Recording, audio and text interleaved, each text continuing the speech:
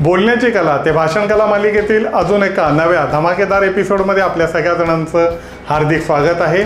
आजच्या भागात आयुष्यातलं पहिलं 4-5 ओळींचं का होईना पण भाषण करायचंच आहे या विषयासंदर्भामध्ये माहिती घेणार आहोत। नमस्कार, मी लॉयर आणि प्रेरक वक्ता राजेश सावंत। माझ्या गेल्या 20 वर्षांच्या विविध कार्यक्रमांच्या अनुभवातून तुमची बोलण्याची कला ते भाषण कला घडवण्यासाठी घेऊन आलो आहे ही अनोखी भाषण कला मालिका खास तुमच्यासाठी।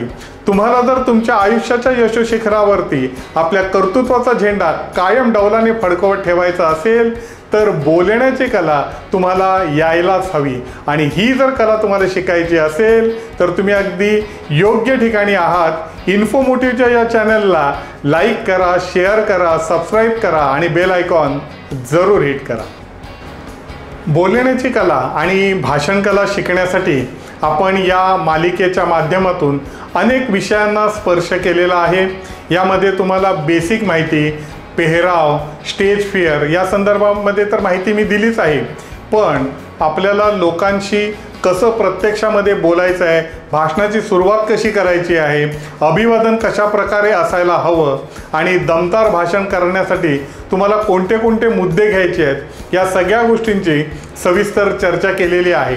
मात्र जोपर्यंत तुम्ही स्वतःहून प्रत्यक्ष मैदानामध्ये येणार नाही आहेत तोपर्यंत तुम्हाला ही कला शिकता येणार नाही आहे आणि म्हणूनच थोडीशी हिंमत दाखवायची आहे। जास्त मोठं नव्हे तर जेमतेम 4 ते 5 ओळींचं छोटेखानी भाषण आपल्याला करायचं आहे।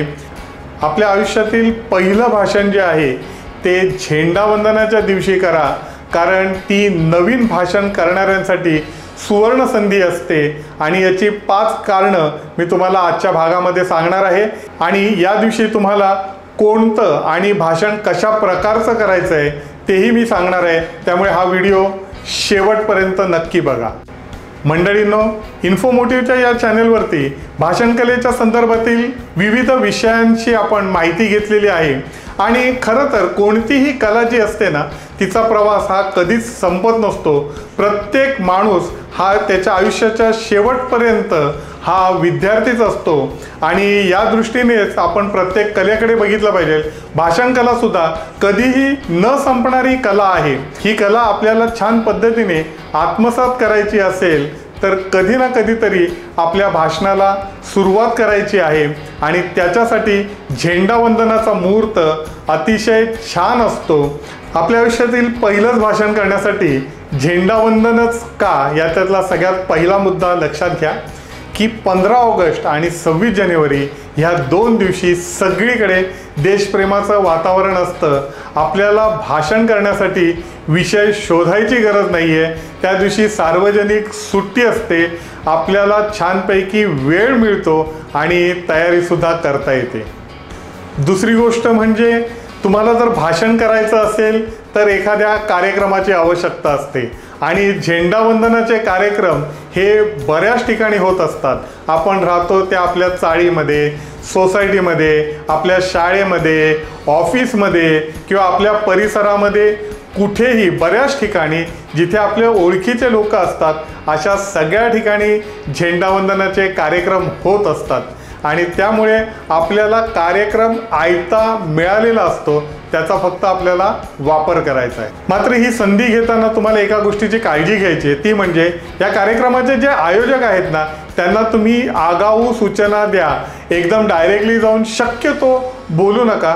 त्यांची जर तुम्ही परवानगी घेतली असेल तर ते तुमच्यासाठी फायद्याचंच होईल की समजा प्रत्यक्ष भाषणाला तुम्हाला जाण्याच्या अगोदर जर भीती वाटत असेल, जाऊ की नको जाऊ अशी द्विधा मनस्थिती असेल, अशा वेळेला जर आयोजकांनी स्वतःहून तुमचं नाव पुकारलं तर ते तुमच्यासाठी खूप गौरवाचं असेल। लोक टाळ्या वाजवतील, तुमच्याकडे बघतील आणि तुम्हाला एक प्रकारचा हुरूप येईल, थोडासा कॉन्फिडन्स येईल आणि तोच आत्मविश्वास घेऊन तुम्हाला तुमच्या आयुष्यातलं पहिलं भाषण करायचं आहे।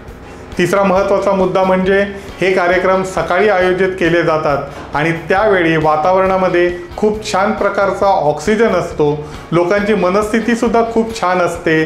सुंदर सुंदर कपडे घालून सगळेजण तिथे पटांगणामध्ये आलेले असतात। आपणही रुबाबदार पेहराव केलेला असतो आणि त्यामुळे आतून एक प्रकारचा कॉन्फिडन्स आणि तो 15 ऑगस्ट किंवा 26 जानेवारीचं देशभक्तीचं वातावरण याचा एक सुंदर मिलाप झालेला असतो आणि एक छान आत्मविश्वासाने आनंदाचं असं वातावरण आपल्याला आयतं उपलब्ध मिळतं। चौथा फायदा जो आहे ना तो थोडासा गमतीदार आहे। म्हणजे लक्षात घ्या की झेंडावंदनाचा जो कार्यक्रम आहे ना तो उभ्यानेच करावा लागतो। झेंडावंदन, त्याच्यानंतर होणारं राष्ट्रगीत, त्यानंतर होणाऱ्या प्रमुख पाहुण्यांची भाषणं, या संपूर्ण वेळेमध्ये लोक उभे असतात। थोडंसं कंटाळाही आलेला असतो आणि अशा वेळेला तुम्ही तुमचं छोटेखानी भाषण अगदी 4-5 ओळीमध्ये तुम्ही तुमचं भाषण जर संपवलं तर भाषण लवकर संपवलं म्हणून लोक तुमच्यासाठी विशेष टाळ्या वाजवतील। क्या बात है सर, क्या बात है सर, क्या बात, ये बात है। आणि पाचवा महत्त्वाचा फायदा म्हणजे झेंडावंदनाच्या निमित्ताने जे काही तुमचं छोटेखानी का होईना भाषण करणार आहात ते तुमच्या ओळखीच्या मंडळींच्या समोर तुम्ही करणार आहात आणि सगळ्यांना एकदम एका वेळी हे लक्षात येणार आहे की तुम्ही लोकांच्या पुढे जाऊन छान पद्धतीने बोलत आहात। बोलण्याचा तुम्हाला जर सराव मिळाला, अजून संधी मिळाली तर तुमची ही कला छान पद्धतीने डेव्हलप होणार आहे, ती वाढत जाणार आहे। आता आपण तुम्हाला जे भाषण करायचं आहे ते नेमकं काय आणि कशा स्वरूपाचं असणार आहे हे समजून घेऊया। राष्ट्रगीत आणि प्रमुख पाहुण्यांचं भाषण झाल्याच्या नंतर तुम्हाला बोलण्याची संधी मिळणार आहे। त्यामुळे मी जे तुम्हाला भाषण सांगणार आहे त्याचा छान पद्धतीने सराव करा। भाषण छानपैकी आधी लिहून घ्या, 10-15 वेळा ते वाचन करा। मात्र प्रत्यक्षामध्ये तुम्ही कोणताही कागद वगैरे घ्यायचा नाही आहे। जे काही तुम्ही बोलणार आहात ना ते असं आतून आणि स्वयंस्फूर्तीने होऊ दे, उत्स्फूर्ततेने तुम्ही बोलायचं आहे। आणि खात्रीने तुम्हाला सांगतो की तुम्ही जर हृदयातून बोललात तर हृदयाची भाषा हृदयापर्यंत पोहोचणार आहे। माझे जे नियम आहेत भाषण कलेचे ते परत एकदा लक्षात ठेवा।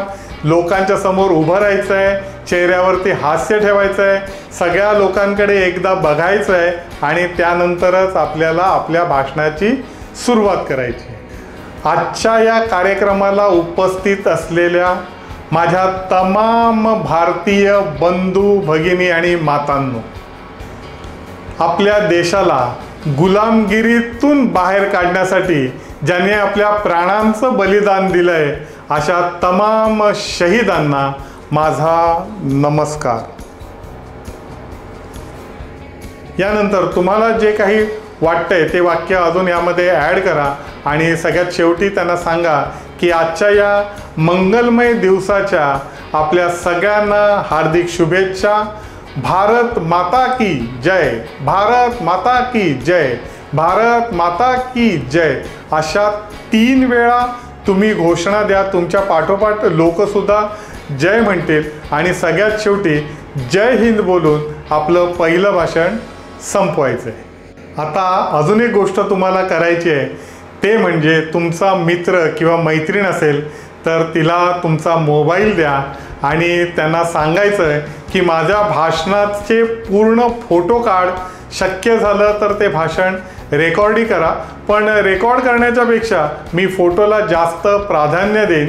ते ह्यासाठी की हे जे काही फोटो आहेत ते तुमच्या DPवरती तर तुम्ही ठेवा, स्टेटसला ठेवाच, पण वॉलपेपरवरती हा फोटो असणं खूप गरजेचं आहे।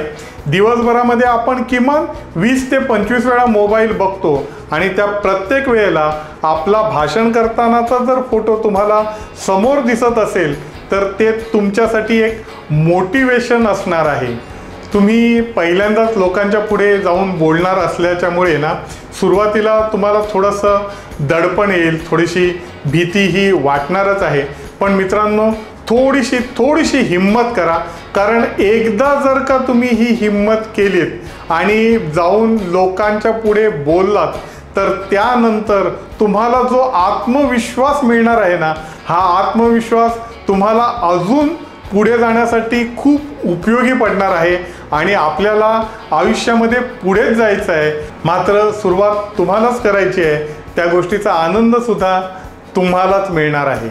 4-5 वाक्य बोलणं तेवढं काही मोठं कठीण काम नाही आहे, पण ज्या वेळेला तुम्ही ते भाषण संपवून परत याल, लोक जी टाळ्या वाजवतील तुमच्यासाठी, त्या टाळ्यांचा आवाज आहे ना तुमच्या कानामध्ये कायमस्वरूपी घुमत राहणार आहे. लोक तिथे 4 असू दे, 5 असू दे, 10 असू दे, त्या गोष्टींचा विचार करायचा नाहीये. आयुष्याच्या पटांगणावरती तुम्ही काहीतरी नवीन गोष्टीची आज सुरुवात केलेली आहे.